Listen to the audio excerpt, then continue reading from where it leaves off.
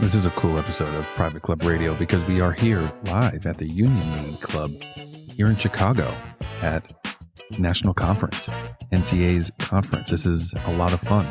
Very fortunate to be here, happy to be here.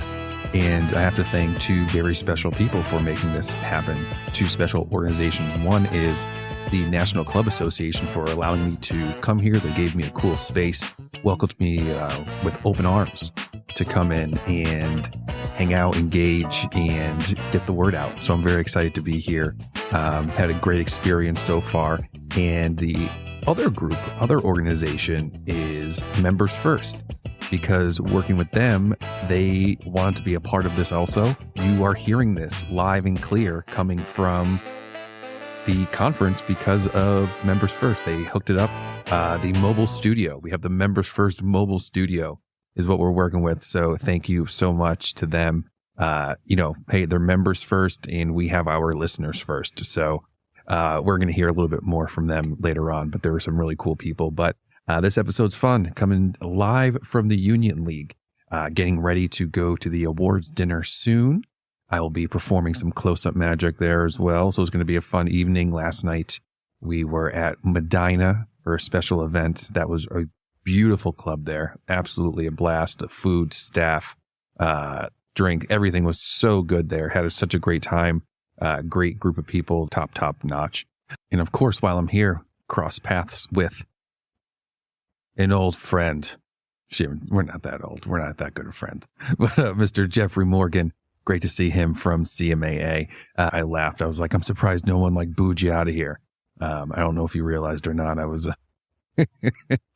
making a joke. But anyway, it's always fun to see all of us industry people together, having a good time, laughing, sharing ideas, networking, creating relationships, friendships.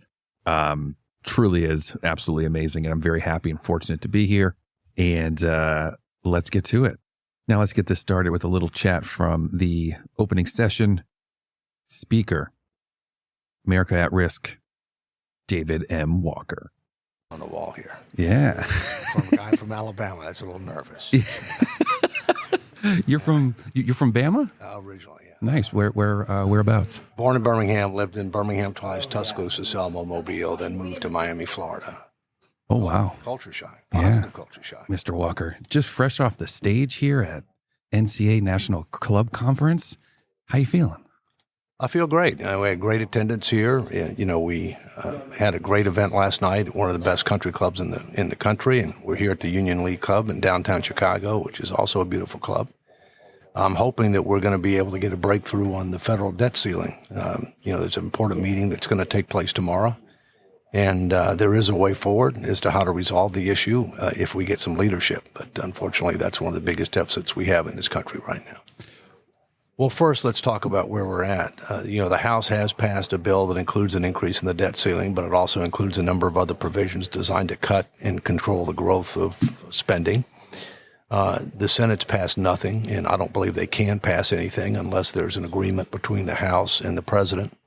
The President says he doesn't want to negotiate over the debt ceiling, that, he wants to talk about spending as part of the budget appropriations process. I think you got to get real, okay? Our financial condition is much worse. Our fiscal outlook is much worse. There needs to be a condition for increasing the debt ceiling. But we ought to separate spending proposals from the debt ceiling. And the way we do that is there's something called the Problem Solvers Caucus in the House, 64 members equally divided between Democrat and Republican, supported by the No Labels, which I'm a national co-founder. They have a debt ceiling proposal, which is the only bipartisan debt ceiling proposal in Washington right now. Wow. It includes, among other things, agreement to create a statutory fiscal sustainability commission that would engage the American people for over a year on the facts, the truth, the tough choices, solicit input, make a package of recommendations that would be guaranteed a vote in Congress where everything's on the table. That's the way forward. That's the way to get it done. And we need to supplement that with a constitutional amendment that limits how much debt as a percentage of the economy this country can take on, because the future is not going to be bright if we don't do that. My latest book, I've written 4 books, and this one I self-published. So I didn't do it for the money. I did it to impart knowledge and hopefully do 3 things: give a wake-up call, a call to action, and show a way forward as to how to make sure that our future is better than our past. The book is called American 2040, Still a Superpower? I end up talking about what are the 4 elements to be a superpower. It's global economic power, global diplomatic influence, global military capability, and global cultural influence. I talk about where we've been, where we are, where we're headed. And the answer is, which is put in the book, is, are we going to be a superpower in 2040? Yes, if we do a lot of the things that are in the book. No, if we don't. We are a declining power right now. We're a great power, but we're a declining power. China is a rising power. Power in the world is being realigned right now. There are alliances against U.S. interest in all 4 of those dimensions. And we need our own alliances more than ever. But if we don't end up making some tough choices, then our economic security, our national security, and our domestic tranquility are going to be at risk. And good news, there is a way forward. And there are plenty of solutions in the book, and we just need to get on with it. What do you think is step 1? Well, step 1 is to recognizing that you're on an imprudent and unsustainable path, and that we need to make changes sooner rather than later in order to defuse the ticking bomb and to allow people to be able to plan better for the future. The American people get it. I mean, American people, I think it's about the highest it's ever been, believe that the country's headed in the wrong direction. The highest in the history of the country, 78% of Americans believe that the future for their kids and grandkids is not going to be as good as for them. That's just totally unacceptable. 70% of people don't want Biden to run for election. 60% don't want Trump to run. We've never had these kind of stats before, right? I mean, you're going, what the heck? What the heck is going on? And that's one of the reasons why No Labels, which is at nolabels.org, which I'm one of the national co-founders for, that if these conditions continue, we're going to run a third option. We're going to run a third unity option for president and vice president that will be committed to a specific issue-oriented, solutions-based campaign, and ideally would also name their cabinet in advance. So it would be a team and partnership-oriented approach to make these tough choices and make sure that our future is better than our past. I mean, where else are we going to go anyway? Well, Denny, you're a young person, okay, and you have a lot more of a vested interest in this thing getting solved than I do. I'm going to be okay, all right? My kids, I think they're going to be okay, but I'm really concerned about my grandkids, because their future is being mortgaged, investment in their future is being reduced. They're going to face a lot tougher competition, increasingly interconnected, independent world. That's irresponsible, it's unethical, it's immoral, and it needs to stop. Talk a little bit more about nolabel.org. Right. Yeah, let's talk a little bit about that. Yeah, the organization is called No Labels. It was formed in December of 2010. It is to promote common sense solutions. Some of the themes are not left, not right, forward, progress, not partisanship, results, not rhetoric. And so what it started out doing is to promoting bipartisanship in Congress, and it was the driving force behind the creation of the House Problem Solvers Caucus. That caucus is a very large bipartisan caucus. It was instrumental in gaining passage of the infrastructure bill, the CHIPS bill, some of the modifications with regard to gun laws. It wouldn't have happened without that caucus, all right?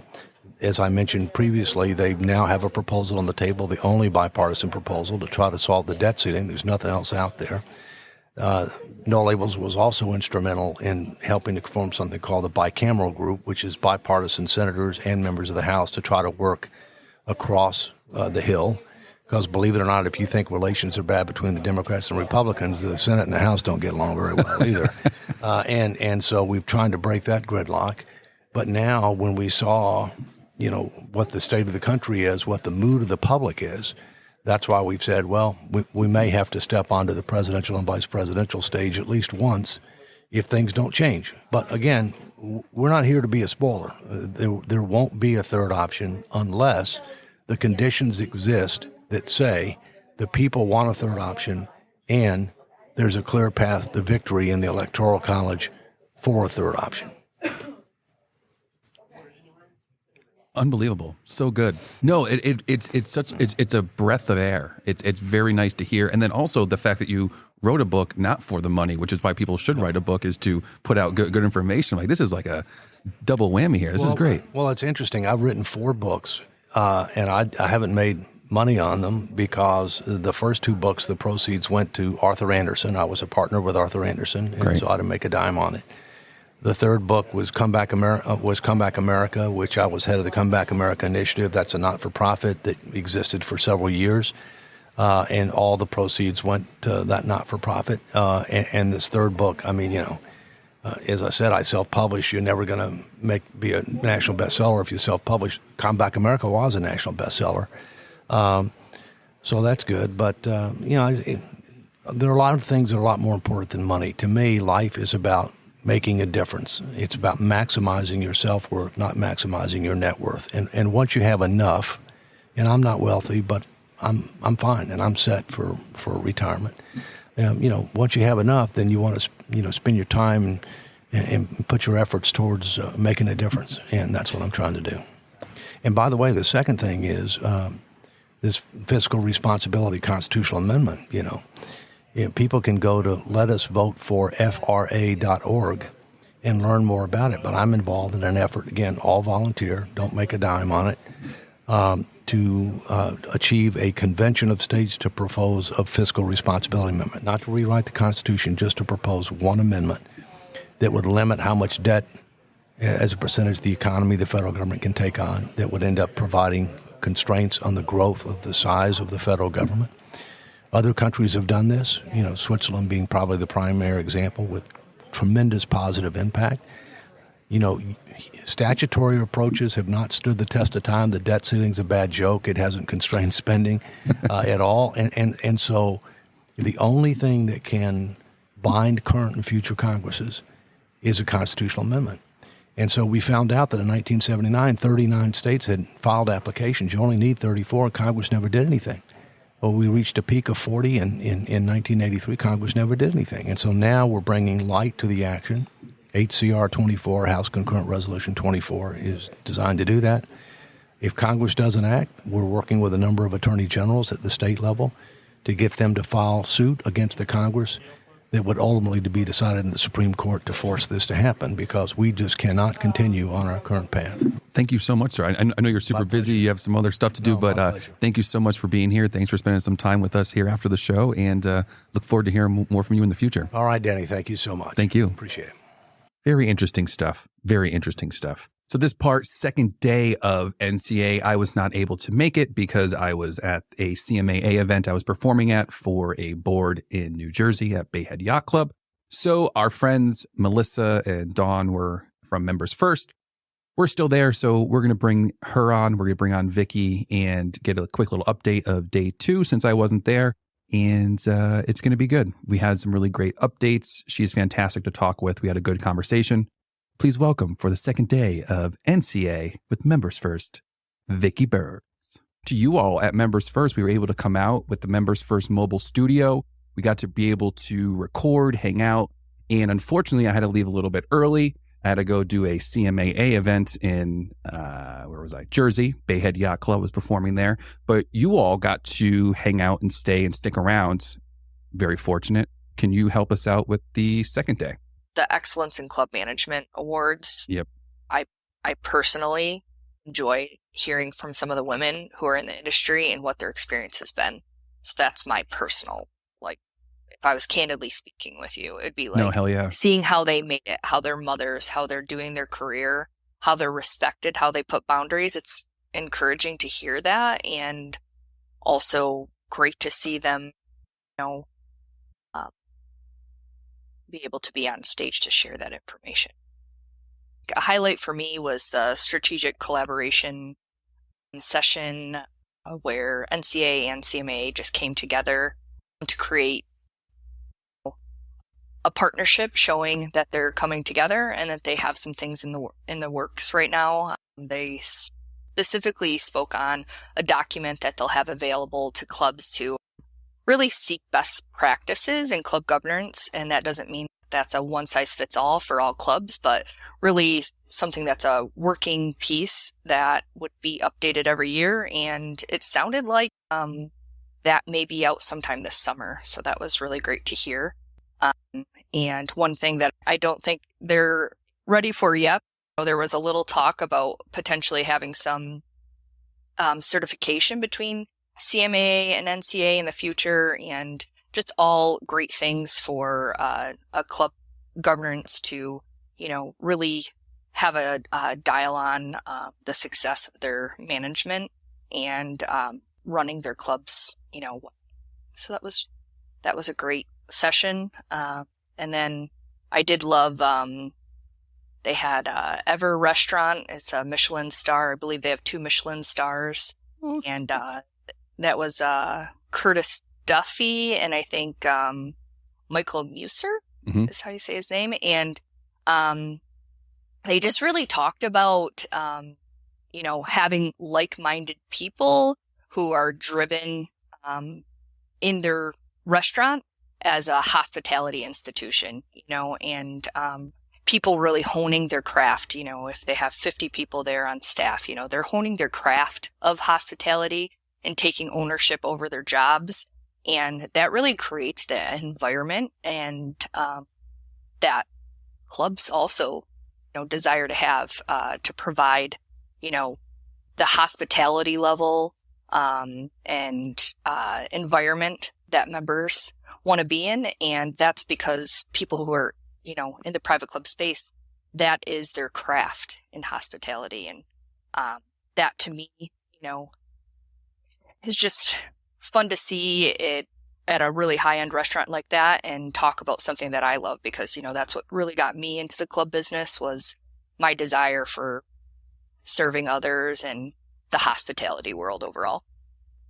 Yeah, I think for myself personally, that's what got me into the club industry was, from a kid, I started making pizzas and washing dishes, and it was so cool when I actually got to go out in this little hometown restaurant and then be in the front of the house and be able to clean up the salad bar. That was the beginning.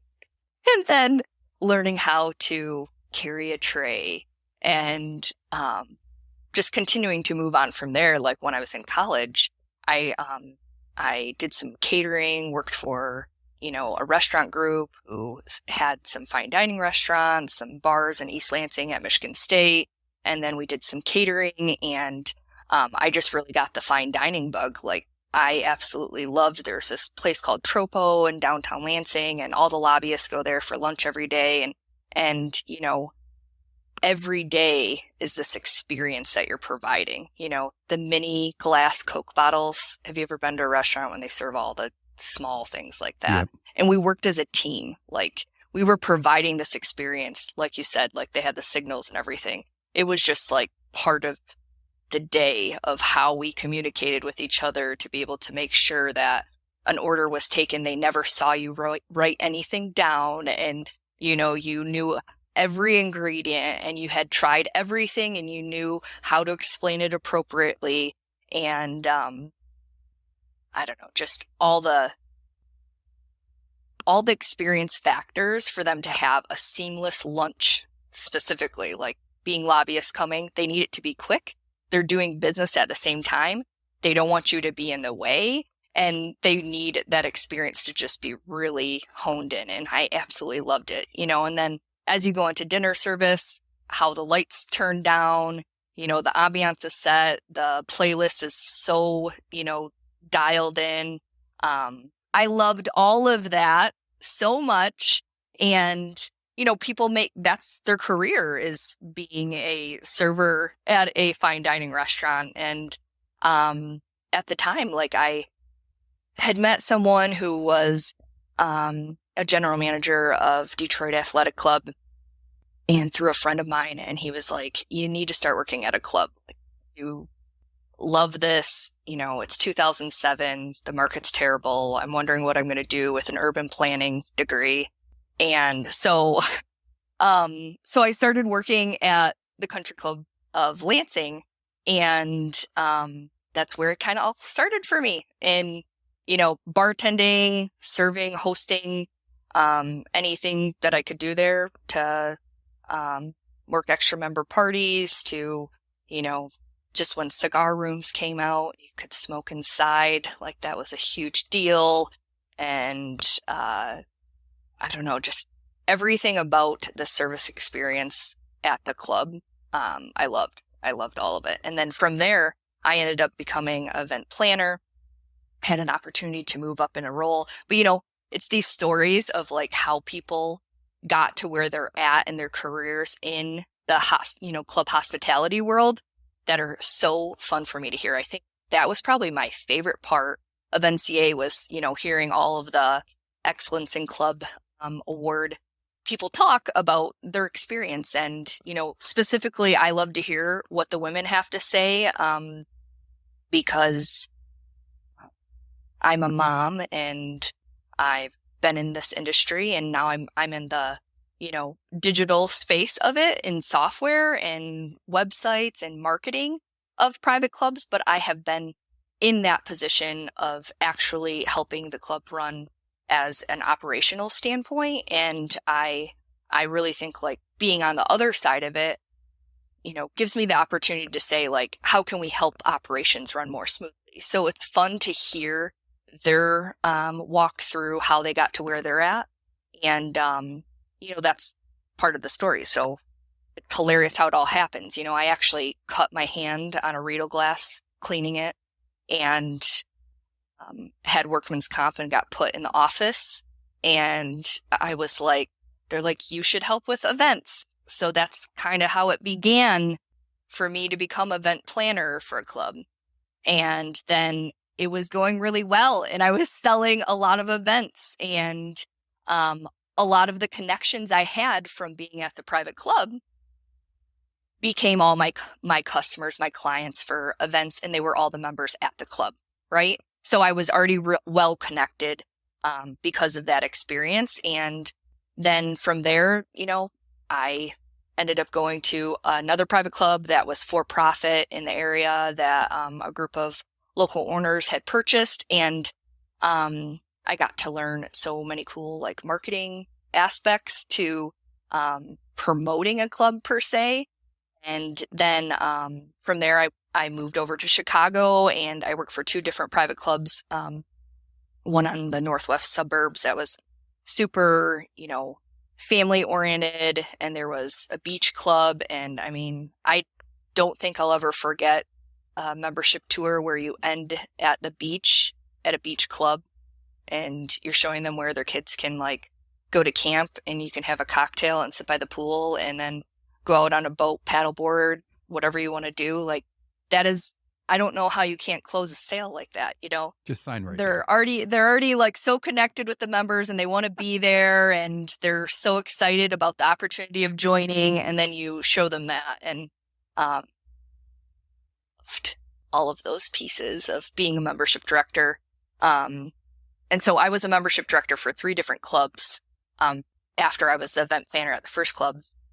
And then I ended at Exmoor on the North Shore of Chicago, and it was just a historic club, and just the experience to be able to bring my knowledge so far in the industry and from my fine dining experiences, and then my membership understanding of, really documenting like what their process was and making it clear for a prospect who was being referred to the club to really understand what they're about to experience, because you're still providing an experience level through how you're communicating what they're about to experience at the club, right? And so I have just really gravitated myself towards that. And it's, like I said, really enjoyable to see those who are winning the awards on the stage just talking about their experience of how they got there. And really, I think like, how did they get there? It's through great connections, and they arm themselves around people who are trying to hone in their craft of hospitality. And those are their people who they're coming together with to seek, the best success to drive, that hospitality, club hospitality experience for members. So I love seeing that on stage. Another thing that I think was really great to see on the award winners was Carol Bliss and Margot Boucher, that it's just awesome to see other women up there sharing their stories. And they have been in different roles, from taking positions at times where they thought like they needed to be more front and center at home. And then the environment they've been in has been thriving because people have paid attention to their desire for the hospitality world and for how driven they are, that life still happens outside of the club and that they can bring it together by sharing where they're at in their season of life and also showing how hard they work in those areas to be able to be successful. So it has not stopped them from being successful because they have a personal life too. And I think the balance is hard. Myself, I've experienced the balance of, just wanting to always be on and always being at the club. But I think that, there is a fine line of boundaries that you have to set. And, they talked a little bit about that and that they are humans and they have personal lives too. So I think that's encouraging. No matter what, the club business is going to be demanding for you to be there in person. And people who are in the club business are like-minded, right? Like they know that they're serving others and providing that value, but seeing other women come up in it and see success by putting boundaries, but also being super organized and arming themselves with people who can do a great job as well and putting that army around them. Carol talked a lot about that, of creating positions that weren't there before and splitting up positions instead of having one person take care of all of it. And those are forward-thinking, inspiring things that I think people in our industry need to hear for the next generation taking over clubs. You were saying Michael talked about that a bit from ever. It's about being around like-minded people. It really is just, we were talking earlier about the common quotes and sayings, but it's, you are the sum of the 5 people that you surround yourself with. Right. So if you're around a bunch of losers, you're probably going to be a loser. No, but if you're around like good, like-minded people who are killing it in the hospitality industry or in your industry, in your club, even if it's only 2 people, it doesn't have to be 5, but you just hang around with those people more often.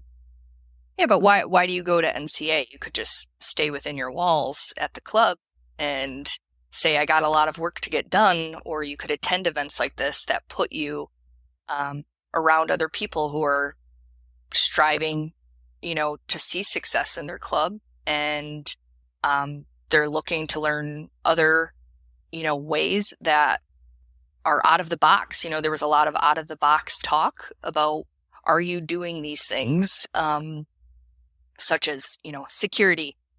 It's interesting to see like who's paying attention to their security online. While the club is there and in person, they have a lot of things moving online for them. And Trevor from Jonas led a panel discussion, and everyone's looking like who's raising their hand, who's taking care of these things or not, and they have to happen, right? So it's a great environment that you're in, and you can see everyone collaborate in that room right then by raising their hands if they're paying attention to these things yet, or if they've actually had some really hard, terrible things happen to them through attackers, and partnering with people like they had Pulsar up on the stage.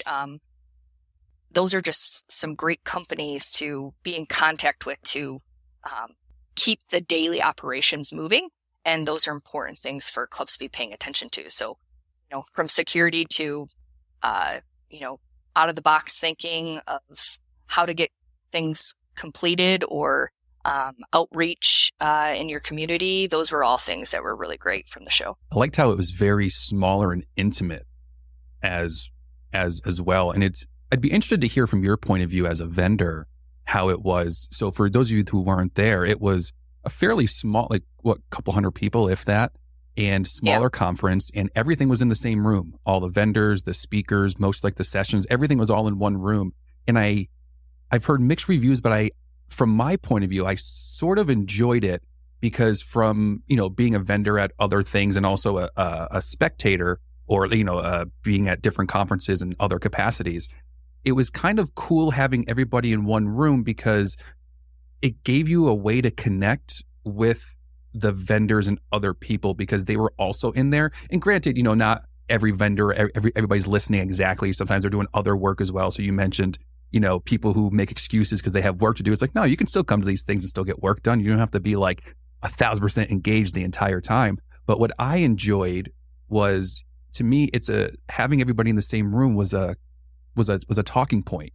So, when it's in separate rooms, you don't always hear what's going on. But as long as you're in that room and you're just listening a little bit, it gives you something to talk to somebody about. Like, oh, did you hear that one speaker? Oh, did you hear that thing? It just opens up that door of communication that may have not been there. Someone who's just standing there and like, you kind of want to talk or make like small talk, but it's like, oh, how about and you know what? It makes it efficient as possible, right?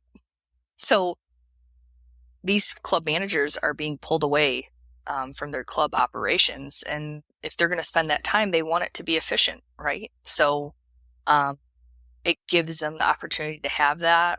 It's as turnkey as possible throughout the days. And then there are opportunities for them to enjoy themselves as well, from going out to Medina and that was so much fun. The great food. And, then we went to the university club and just sitting at the table, Dawn Taylor from our team and I sat with a couple of our customers at MembersFirst, and it's great to be able to have a glass of wine with them, talk about the food that we're enjoying, and really that dinner is amazing to hear all of the speeches and the awards, but also to just be able to connect at the table and to experience the fine dining experience that these clubs are offering to members. It's nice to see all the managers being able to sit and delight as well, and the conversation's just rich and it lets everyone just have a good night out. So I enjoyed that a lot. And the award, that room was amazing. That the awards were in. Oh my goodness! Right, beautiful, absolutely beautiful.